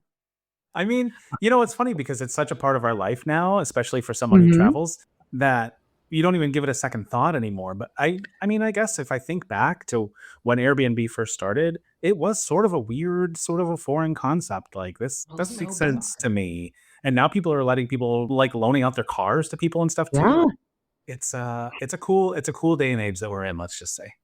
Oh, it's amazing. I love it, and it is fun to those see the differences. And so he rented a house that was really big, had this massive courtyard, and then it was like stepping into have you seen some of, like, the Spanish movies where they walk into a house, but instead of walking inside, they walk into a massive courtyard with, like, a Yes. really big I garden? love that so much. Yes, that was exactly it. In fact, that's where they had, for those guests who had cars, like, they could drive in and open. There was a little door Mhm. that we could walk through, but then it was actually, like, a massive door that you could open and you could drive your car in, and all around, so there was probably space to park about 3 cars, and then the rest was all gardens. Big, luscious leaves, amazing huge flowers, like, and it smelled amazing. And then to get up to your room, you had to go up this stairway that, was made of, like, stone that had been plastered over, so it's not like our stairways that just go straight. This curves naturally with the flow of the stone, and it's kind of rounded, and you don't just walk up, you walk to the right for a while, and then it kinda curves around, and then you have to walk up to the left for a little bit, and then you finally get there. And then, of course, a few of the stairs aren't like, they're not standard size, right? Like, when this was built, it was built for beauty. It wasn't built for, "Oh, all of these are gonna be 8 Right. inches." Like, yeah, functionality necessarily, Yeah, right? exactly. So, And it's funny you're saying this, like, you're bringing back memories for me because, and it's not even necessarily in South America that I experienced it, but I've been in Prague a couple of times, and even places like Austria and like that area of Europe. There's a lot of that where, like, we would just go for walks, and every place we would go yeah. by, I was like, I wanna see inside there. I wanna see inside. I wanna see what's in there. Because, Mm. it's wide open and it's this beautiful courtyard, and I just love that so much. Like, I would love to build a house here and have, like, a big, beautiful courtyard in the middle. Oh my It's gosh. just amazing. But anyway, I would continue. I'm so completely sorry to have interrupted you. No, don't be. I feel the same I accidentally got a little bit, not a ton, but a little bit in trouble when I went to Copenhagen because I did exactly what you're talking about. I didn't realize it wasn't because sometimes those courtyards are treated like a street. They're treated like a walkthrough, you It's like know? a yeah, thoroughfare type thing, yeah. Yeah, and I thought I had Oh, walked no. into one, but when And I it didn't was a realize private property? it was a private property. They had a delivery or something, so they had opened the big doors, and I just hadn't noticed that the wood I just thought the wood paneling was really pretty. Because some of these aren't just like, "That's clearly a door." Some of them are intricate and beautiful and, Mhm. like, carved. On our Map to Moments page on Instagram, I have one video that says, "The beauty of portals to adventures," and it's just pictures of different doors that I've seen in my travels, because I love taking pictures of doors when I travel, because 'cause they're just some in particular are just, there's a lot of love and there's a lot of care, and some of them were created by people who had very little money, but amazing carpenter skills, right? Like, there's Mhm. one door that I have, it's now been painted blue and white, and you can kinda see the swans pop, but the history of that door was a carpenter and his family lived there, and he couldn't afford to give his wife a ton when they first got married, but he was determined to give her the prettiest door in the neighborhood, and he did, and I'm like, "That's, Oh, like, so that's so cute." awesome. That's so awesome. I also love, and I'm not sure if I'm sure you've experienced this to some degree, but I've noticed it mostly in South and Central America. It's so temperate that there's so many places that living space, it combines the outside so much because Yes. because it doesn't get that cold ever. And most of these places are so safe that there's just no worry about locking things up behind a wall. And so you Yes. just have this massive indoor outdoor space, even like restaurants. Like Costa Rica comes to mind. I've been 4 or 5 times, and that's probably part of why I wasn't as shocked going to Peru. I felt some similarities between the two, even though they're very different. And Mhm. but yeah, like restaurants and stuff, like they don't have walls. They have walls for their kitchen, but there's no walls for the restaurant because there's no need. Yeah, that shocked me. I do remember talking to Frank about it. I said, "Where does the inside and the outside of the house stop?" Like, my brain had a very hard time wrapping around that, and even this courtyard that we were in, so we're all staying in this really big house, and to get from room to room, you left the room, and then you walked out in the courtyard to someone else's room, and that, Yeah. my mind was having a hard time figuring that Yeah, out, but there's not indoor hallways. Yeah, you literally have to go outside. yeah, and it's, It's beautiful. I live in a four-season place, so, like, we have snow, we have high heat, we have, all of that stuff, and I was like, "But what about this, and what about this?" And Frank's like, "No, no, it's like this, like, the whole year. Like, Yep, some no days you want a worries. jacket, some days you want your t-shirt, but you never want a parka." I was like, "What is this?" Yeah, Yeah, it threw me off. it's perfection is what it is. And I Yeah. need to be there. No offense to Pittsburgh, Pennsylvania, but that's anyway. But anyway, go ahead. Yeah, so for sure. And so Frank goes and surprises his mom. And then I I go to follow, but I was so like confused on the time zone when I was like booking my flights and everything to go that accidentally I booked my, "Hey, I'm flying to Peru" flight, and then I needed to go through customs and everything, and then I booked a flight from Lima to Cajamarca where they were to be with them, and I didn't realize that with the time change and the time zone, I accidentally booked my flight for an hour after I would arrive.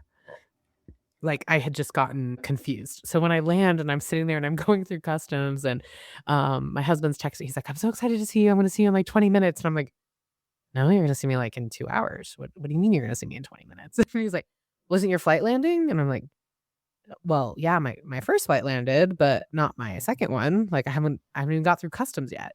And he's like, babe, like, I think you Oh messed up." no.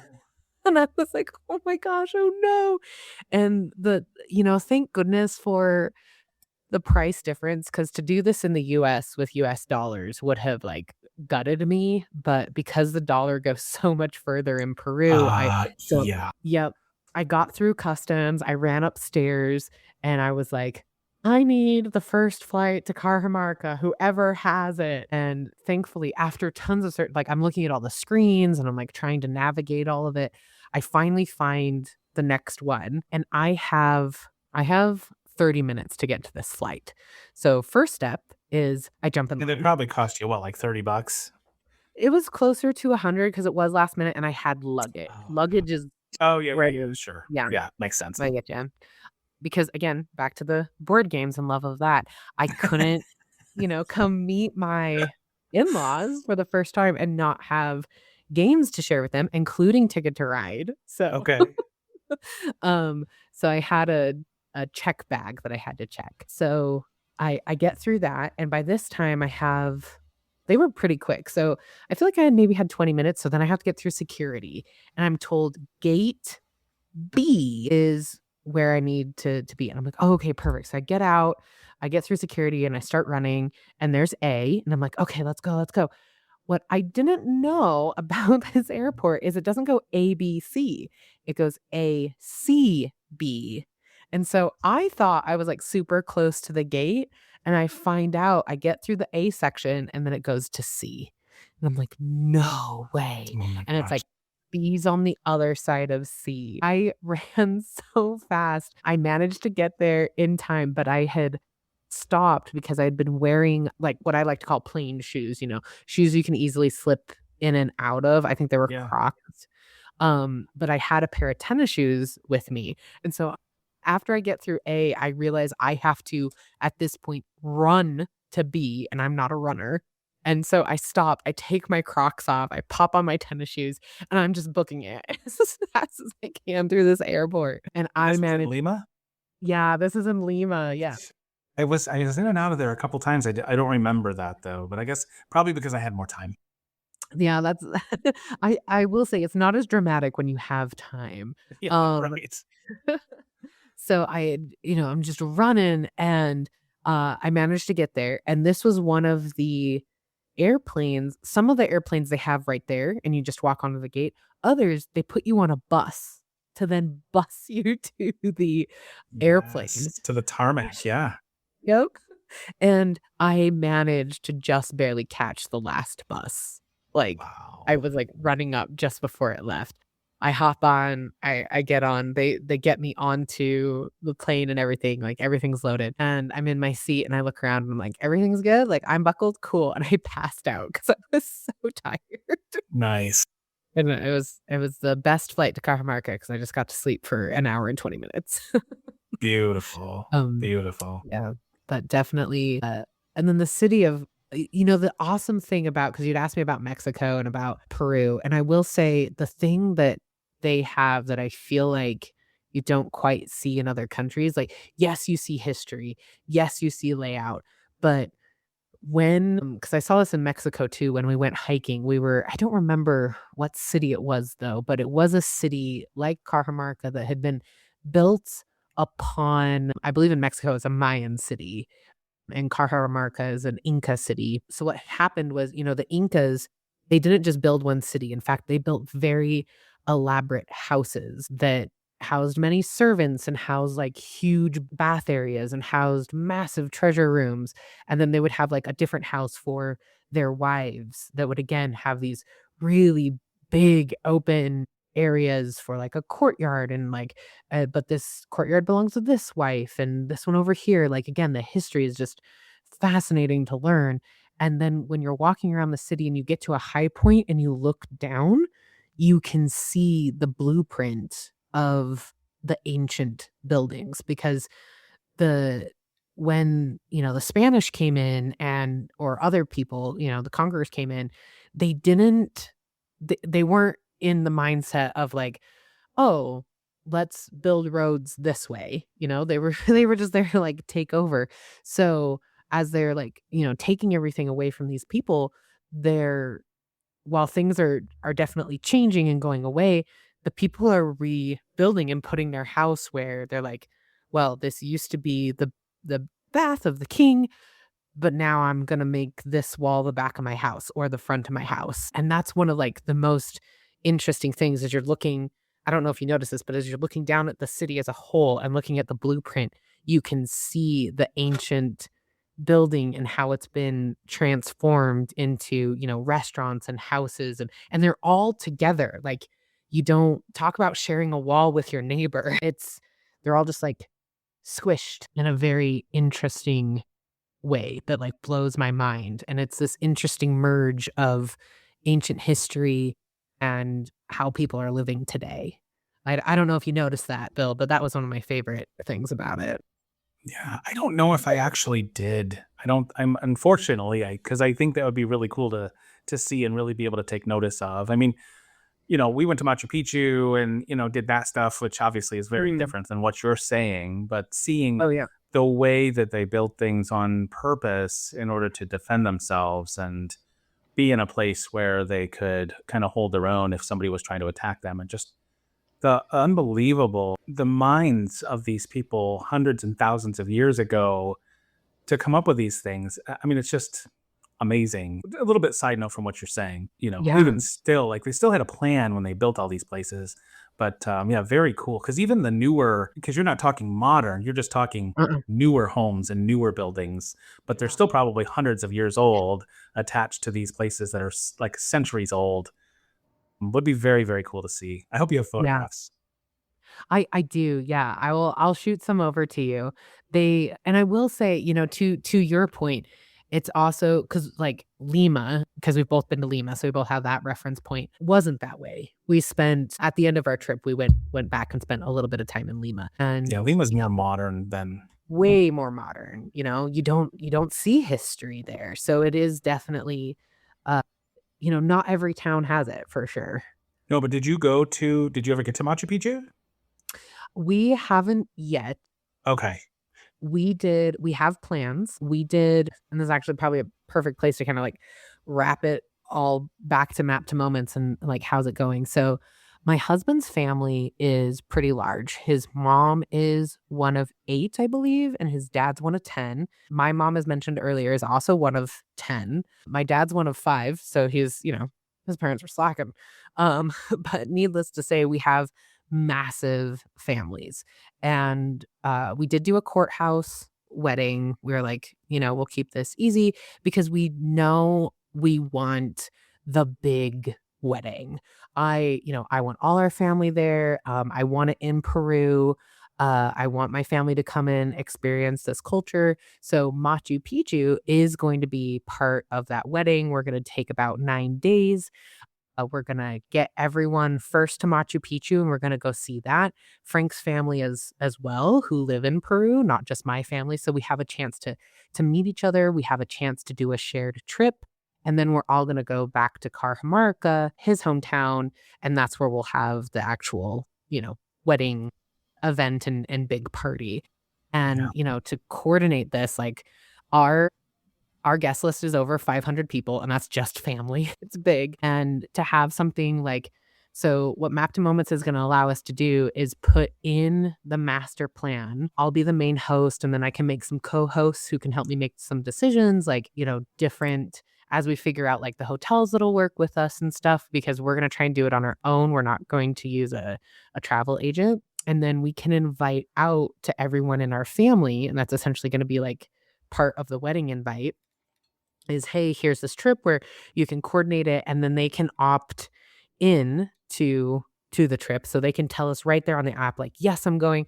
No, I'm not going." And then depending on their starting location, I have some family in Florida, I have some in Utah, um, the app will then help them get from where they are to first, uh, I think it's Cuzco. Like, I think that's where you'd first go before you go Yeah. to Machu Picchu, right? Yeah. Yeah, and the reason I was gonna ask about that is, and I don't mean to sidetrack you, we'll go right back to We're it, but good. Yeah, yeah. because I think Cusco probably has more of that feel of that everything's attached to everything else, and it's so populous, there's so many buildings, but they're all, like, tied together, there's no separation, the Yeah. roads are a single lane, so literally you're driving or riding to your, like, we stayed at an Airbnb, of course, and, like, just getting to that place, like, you literally there were times when we had to back up for, like, what we would consider at least a full block to get out of the way of another vehicle, because there is Mhm. no room for 2 vehicles on many of these streets. It's crazy and And beautiful and wonderful and incredible all at the same time, but and isn't it, like, also a little bit scary? Sorry, I will go back to moments, but the driving in so I also got the privilege of teaching my husband how to drive in the US, and he had all these little habits, like, he would get very close to other cars, he would, like, do this weird like, he'd yes, get really far to the side at some points, and I'm like, "What? What are you Yes, doing? And he's probably watching out for motorcycles, and yeah. you take your place because everyone knows how fast. Everyone knows you're just going to drive crazy. You're driving fast. You're just going to go. Exactly, and so we do the Peru trip, and then we're on the flight home, and he asked me, he's like, "So what did you learn? What did you think of my family? What's one of your biggest takeaways?" And I immediately look at him and go, "I understand you're driving now." Yes. It makes so much Yes. sense to me. Yes. I understand where your habits came from. Yeah, because the streets are so narrow, and they have little, I know they're not tuk-tuks, that's technically in India, but they almost look like tuk-tuks. Yeah, you Hmm. know what I'm talking about? Yep. They're like little three-wheeled things, and the other thing is the people in Peru are quite short. I feel like people in Mexico aren't quite as short, and I get into one of these tuk-tuks. I'm 5'7", which is average for, a US person, but, like, I tower over my in-laws, even my father-in-law, like, I clearly see over his head. So he's, just to give some height preferences there. And the thing is about these tuk-tuks is or these vehicles, again, I don't know how else to call them, is they're built for small people.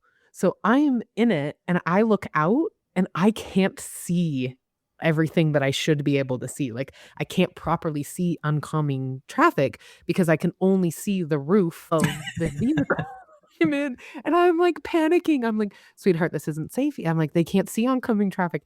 And he tugs my shoulder and he's like, lean down. He's like, lean down to his height. And I'm like, oh, and then everything. But I at this moment of panic, I was like, we're gonna crash. And he's like, no, no. It's like, you're just too tall. And I was like, oh, we're fine. Oh, that's So yeah, hilarious. just different. Yeah, and they know what they're doing. The other thing is they don't have blinkers or they don't use them. They don't have I don't know if you notice it's like stop signs or yield signs, and it's all like there's a lot of honking. Like honking, car driving has its own language there. Would you agree? Yeah. Oh, for sure. Yeah, definitely in some of the Yeah. busier areas, especially. And it's insane, there's no stop sign. It's an intersection, people are going east and west, south and north, and how They they just know how to determine who navigate it. goes first. Yeah. Yeah, is these little, like, beep, beep, beep, beep, beep, beep, and, like, a whole conversation happens, and either you're stopping or you go through, and that I was like, "Oh my gosh, what is this?" But we never Crazy. crashed. I was like, "This is insane." They knew what they were doing. I will never drive in Peru, and I've told my husband, I'm like, "I will cause a crash because 'cause I'll be hesitant. So I'm never gonna drive there."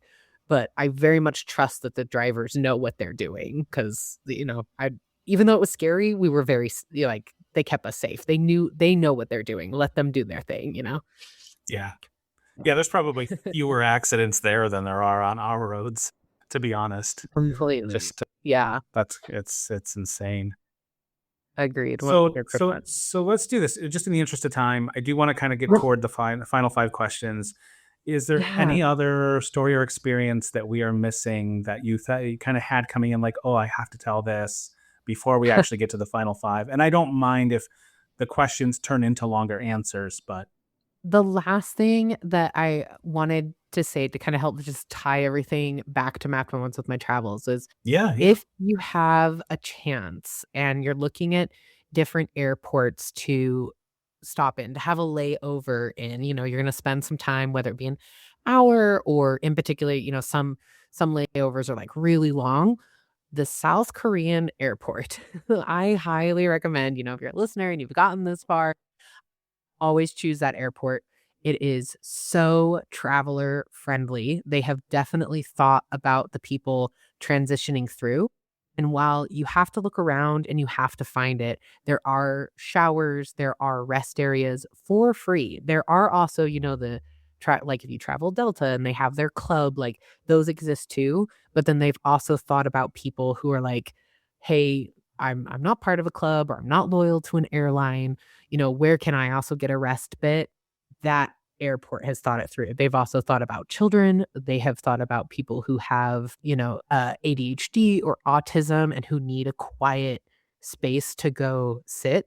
Now, it's not obvious. Some of them you have to look for, like look at the corners, look at what's going on because I believe it's a two-floor airport. Like look at what's going on top, look at what's going on the side. They do have a couple garden areas that are very obvious that are like kind of in the middle and a bit more aesthetic, but they're kind of quiet as well. So I just want to bring up that airport. Love that airport. If you have a choice of an airport to have a stopover in, you choose the South Korea airport. Like they have just clearly thought about the traveler and put the traveler first, and it's amazing. Really interesting. And I want to say I feel like I've heard that from someone else before, maybe not in so much detail, but I feel like I've heard that before. And I think also, I want to say the airport in Dubai is also really incredible, Mm, which makes sense. It's Dubai, right? But yeah. still, yeah, very, very cool. And that's something I don't typically think about. If I book a flight, it's where's it going to take me, and wherever Yeah. it takes me. But that's a great little point, I guess, as well. So, Yeah. okay, well, let's do the final five. And again, take as Mm. much time and as much detail as you'd like with these answers. And again, if it spurs a memory for you that you'd like to share, by all means. So, are you ready, DJ? Yes. 100%. Okay. So, question number one, I phrase it the same way every time, and I'm very careful with my phrasing. Of all of the Okay. places in the world that you have been, outside of whatever home you were in at the time, living in at the time, what was your favorite meal experience, one or two meal experience that you've ever had? Oh my gosh. Definitely Singapore. It was a It's very close to bibimbap, I think. It is not that. That's not the dish, that's just the one I can remember. I cannot remember the name of this dish. It traditionally has seafood in it. It has, like, burnt rice, it has kimchi, it has an egg on top, and it was this little and it has, like, seafood broth in it, and it was this part of those markets, this little area. Thank goodness we found it on our first night. It was the first dish that I had there, and I do not know the spices in it, like, I can call it to my memory. In fact, my tongue's, like, salivating a little bit remembering this dish, and it was just perfect for me. Like, it hit all the notes in food that I wanted it to hit. I had it the first night. I know I had it lunch one more time, and then our very last night before we went home, I had told my partner, I was like, "That's where I wanna go again." He's like, "We've eaten." He's like, "You've eaten there now twice." I was like, "I don't care. That's my last memory of Singapore is this food." So definitely, that one. I don't remember the name of the hawker stand. I'm so sad I didn't get a photo. I should have because I loved it, but I was just excited to eat the food. Yeah, that was hands down my favorite dish. Do you Yeah. have any off the top of your head that like maybe it wasn't even necessarily the food, or not necessarily that maybe the food was great, but it wasn't even necessarily that, it was the atmosphere and just the Mm. feeling when you were there that just stands out to you, or Those really have to do with more the people Mhm. that I was with. I have really good memories in Australia on the Gold Coast. I, went with one of my friends. We drove from Melbourne to Adelaide. 100% recommend this drive. It's worth and take a weekend to do it. Do not rush it. Yes, you can do it in a day.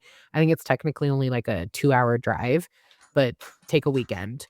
Um, we stopped and got fish and chips in this little town where people surf all the time, and it was just like, the night was perfect. I remember the moon was up because we went in the Australian winter, so we were one of, like, 3 guests at the hotel. It was very quiet. We had to wear jackets and stuff when we went out to the beach, and we also he played guitar really well, and he was teaching me how to play guitar that night, and it's just I remember walking on the beach, I remember the food, I remember the conversation.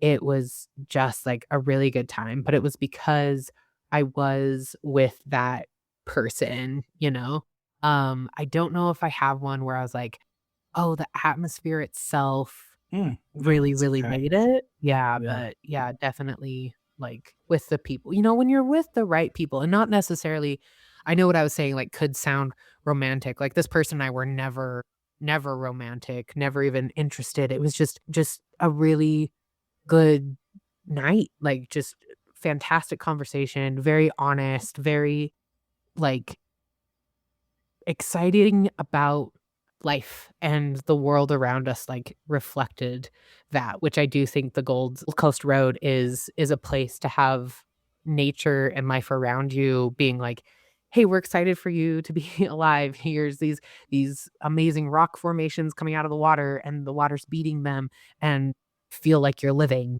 Like, it is kind of that place that really emphasizes that, so, Oh, for sure. yeah. Yeah, there's definitely something to be said for travel companions as well. Like because when you're traveling, you're in a completely different mindset than you are in your typical like 9 to 5 Monday through Friday ho hum. Oh, yeah. And so the endorphins are going just naturally and things. And so yeah, I completely get it. Like there's doesn't have to be any romantic anything, but there's still a different feel. And again, if you share travel like propensities and similarities in travel style with someone, it's magical. It's awesome. Oh, yeah. So, It's really cool. okay. Question number two, I say this all the time, is one of my favorite questions, maybe my favorite question of the five. So, question number two is of all the places in the world that you have ever been, if I was to come to you and say, DJ, I have this trip, it's already paid for, take it, go have fun. Of all the places you've ever been, where would you say, no, thank you, I'm not going back? Oh, um, I haven't experienced that yet. I do have a couple that I won't lie, I have some prejudice against. So my husband really wants to go to Venezuela, and I'm like, Mhm. "I'm not A tough going to one, do that no? one."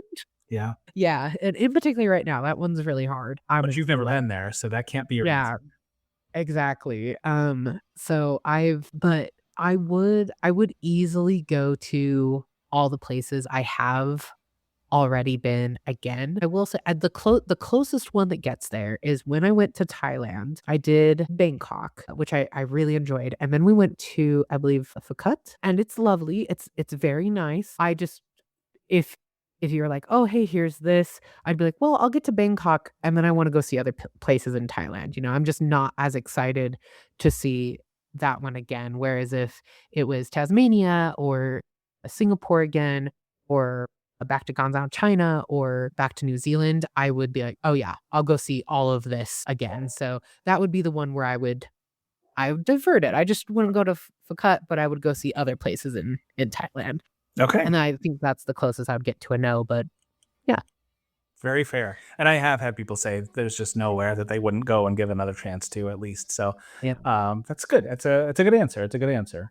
So Yeah. let's flip that 180 degrees then. So of all the places in the world that you have ever been, where if you could only go back, if you only say you've only got 6 months left on this earth and you can only make it back to one or two places that you've already been, where do you absolutely have to go back to? And we can strike Peru because that's obvious, right? But I'd say besides that, where are the one or two places, you could die in Peru. So of all the rest, one or two places that you absolutely have to get back to. Definitely Gold Coast would be on there. Australia overall would be on there. I would wanna go see some places in Strahan. Again, I just have and it's this tour, if I only had 6 months to live, it's not necessarily about the place itself, it's about I wanna go collect the memory. I no longer live in my hometown where I grew up, but I do go back, I would say, every other year. I have a good friend who lives there, and even though I know it inside and out, and I know I'm pretty much just gonna spend time with one person, I'm just going to feel it. It never bores me because I feel 5-year-old DJ. I feel 10-year-old DJ. I feel going through those awkward moments, and it feels good. I really love that. So that would be the same thing on these that I would be doing. I would be going back to Strawn to feel a 22-year-old DJ working on the river cruise. I would feel going back to the Gold Coast and that night that I just described to you a little while ago, that's what I would be feeling again, just letting myself, like, really enjoy those best memories that I had, and, like, probably I would have, like, new people to share them with, and just celebrating the fact that I got to be alive. Like, I would definitely go back to the zoo in Singapore. If you've never been, the zoo in Singapore is an experience. Not all of the animals are, like, fully caged in. An example, the orangutans, if they wanted to, they can get out of their enclosure very easily, and in fact, enclosure has so there's the section where they can kind of come out and they have like a playground and then they can go inside, like there's inside, and then there's ropes that go up and then they string across people's heads and then they go into another enclosure where there's just trees and they can just hang around in the trees. And like while visiting the Singapore Zoo, and a female orangutan and her baby went over our heads and went in, and there's no net between you and the orangutan. Like if the baby fell or the mom fell, they would be falling on my head. And that just shocked me. And there's so many, like there's like a reptile area where you did have to go through a door, but once you were in the door, like there was a smaller species of alligator. It was maybe 2 feet long that just is like laying there in the path where humans are supposed to walk. Like it was very immersive. It was the most immersive zoo experience. I would go there again because it just feels uh crazy and magical. Like I would go relive those really happy moments that I have. Yeah. And I would take board games with me and I'd get people to play with them. There you go. Get the orangutans to play with you. Yeah. So let me ask you this question, a side note here, and again, we're kind of pushing up on time, but I just am Sorry. curious because it's something that I have thought about. Like, do you feel like, so obviously going back, like hometown, it's not going to let you down. It's hometown, right? Your friend is Yeah. there or whatever. The zoo, I'm sure, is probably very similar to what it was like. But like going back to the Gold Coast and you romanticize in a way, I think we all do. You kind of Mhm. romanticize the memories that you had. Is there any fear though that you would go there and sort of feel let down because you can never replicate what you've already experienced? And again, we do that. We look back and we pick out all of the best things and we wrap it up in a bow and we hold it and hug it and love it, and it can never be the same again. Do you ever feel any, or have you thought about that, like, if I go back there again, though, am I gonna be let down because it can't ever be exactly the same? Um, Or do you feel like you would just create something new?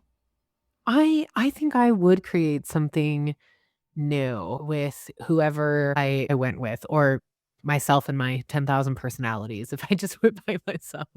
Um, I am a very optimistic person, like very so I would look for something new to enjoy, and that memory would still be like really great for me and really, really positive. And now I would have a new one that's a pivot and a great thing of it. I think for it to like come down and truly be sour or be really hard. And I think of the people so I was in college when the tsunami happened in Japan, a few, over 10 years ago now at this point, I believe. And I remember that being so impactful and that being a time where I kind of thought of similar to your question, like, oh man, that would be a change, but it would have to be something that big, which a corporation could influence. They could come down and completely tear out a place. I haven't seen it yet, or if a natural disaster struck.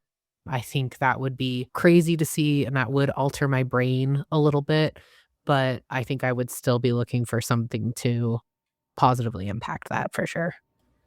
Awesome. Good answers. Good answers. Okay, so number 4 is probably a difficult question for you. All right. Question 4 is, of all of the places in the world that you have never been, similar to 3, you've only got 6 months and you can only go to 1 or 2 more places that you've never been. What are those 1 or 2 places?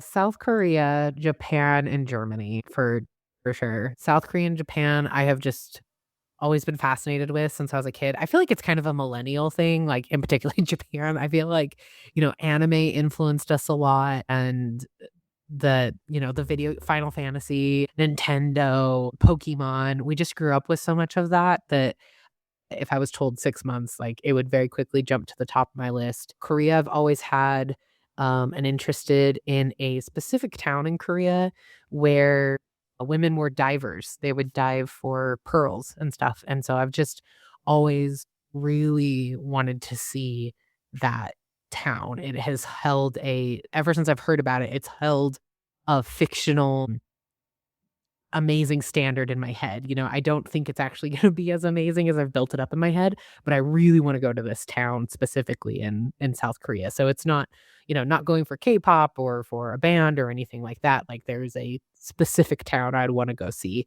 so that I could die being like, "Yes, I saw it. Perfect." Whereas Japan, it would just be, "Okay, we have 6 months, we're gonna spend a month or 6 weeks in Japan, and we're gonna see as much as we can." I don't have a specific location that I wanna go. Germany, my father's family is from Germany. We've done quite a bit of family history. There's a town that we did come from, the different spelling, it's changed over the years, but was originally named for people uh, my ancestors, and I I wanna see that before I die, and I would probably spend the most time in Germany. It's definitely on my to-do list to learn German and have connections there. So it'd probably be like a week or 2 weeks in Korea, maybe 6 weeks max in Japan, and then the rest of the time would be spent in Germany for sure. Awesome. And I've never said this before on the podcast, but I'm going to say, because you're so specific in those responses, I would implore you to make those happen as soon as possible because we never know, you know? Oh, yeah. So, I think not you're to completely bring right. things as a little bit of a downer, but, and then the last question that I have, and again, if something has popped up in your mind and you want to add something after, feel free. But we've covered a lot, I think. But Oh, the yeah. final question is easy because you know the answer if there is one. And you've already talked a little bit about something that's coming up at some point, but imminently, where are you going? What's like already penciled in on your calendar, on your list this year, maybe into next year? Where are you going? Mhm. Um, so Germany is pretty high on that list. The we might be going with my husband's job. We have a fair chance with that. So we're hoping that will take us. And then I have quite a bit, in particular, like, promoting Map to Moments and getting it out there and learning how that goes. We're hoping that we get to work with some people doing events and some people doing tours and such things to get them on the app, and then to get their listeners and people who want to attend on the app as well. I can't say specifically where or who, but that will hopefully, if your listeners follow our app, that'll hopefully become a bit more evident as things get promoted. And definitely Sicily. Sicily, because I've been to Italy, so I really wanna go see Sicily as well, so that's pretty high on the list as well. So those are not necessarily like set in stone, but they're sort of loose, Yeah. like you're working on it. Yeah, they're loose. I would say the closest one to being set in stone is Germany. Again, like I said, it is dependent on my husband's job, but we've been moving items to make that happen. Because, like I said, I wanna learn German, I wanna live there, and he feels the same way. He already speaks 4 languages, I believe, Wow. and he wants to learn German as well and experience Germany. So that's been something since that was one thing that actually kind of was part of the reason we came together, and we work so well, and both of us love travel. But when we found out, we're like, "Oh, yeah, Germany's high on my list." And he's like, "Oh, it's high on mine too." We were like, "Yes, this is gonna work." That's So, awesome. Come on, husbands, work. Let's put this together and make it happen. yeah, for So, sure. is there anything else that popped into your head, or do you feel like we're good at this point? I feel like we should do this again sometime down the road. I know that we missed Yeah. a lot of stories and experiences that you have, and you're going to continue to travel. So, Oh, yeah. maybe later this year or something, we should do this again if you're interested. Yeah, Bill, I would love to come back on, and particularly once we have Map to Moments up and share, Yeah, I would love to talk about a trip where we've how's actually going? put it Yeah, yeah. And yeah, travel is just something it's so important to me. I highly believe in, we live and we have to work, but, for me, living is traveling, right? So that's I'm gonna have lots of stories, lots of things to share, and would love to talk with you about them again. yeah, and that kind of where I was going to go was like any final words, any just anything you want to wrap with. I think that kind of sums it up. So if you're passionate about travel, if you need a little bit of help, if you like to travel with friends or family, need some help coordinating, highly encourage you to come check out Map to Moments. Again, it's launching here in the spring. So you can sign up for our newsletter and information on our beta here right now. You can do that today at maptomoments.com. And once that gets out and becomes, bigger and more, we'll definitely have more to share, and we can show people more how we're coordinating and making travel easier for you. We just want to impact people positively and get you out in the world and make it easier on your terms for sure. So yeah, that'll be it.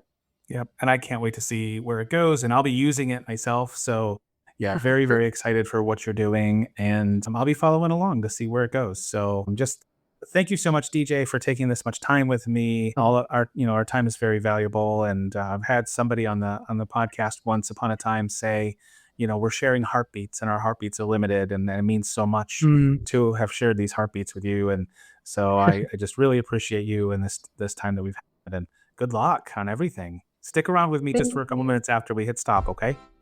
All right, will do. Thank you, Bill. And there's another episode of the Where Have You Been podcast in the books. Thank you so much for listening today. It was another great guest with some great stories, as always. And I hope that you will support all of the guests by checking out the show notes and going to their web pages, seeing any socials and projects that they may have going on. And please, again, I'll ask as always to like, subscribe, rate, and review the podcast. It really does help to allow the podcast to grow and reach more people, and I appreciate you for doing that. Also, if you haven't done so, check out the website, whybpodcast.com, where you can find blog posts.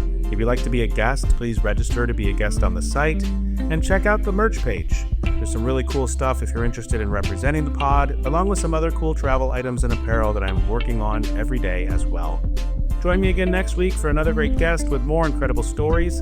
New episodes drop every Sunday just after midnight Eastern Time. Until then, thank you for being here and have a great day.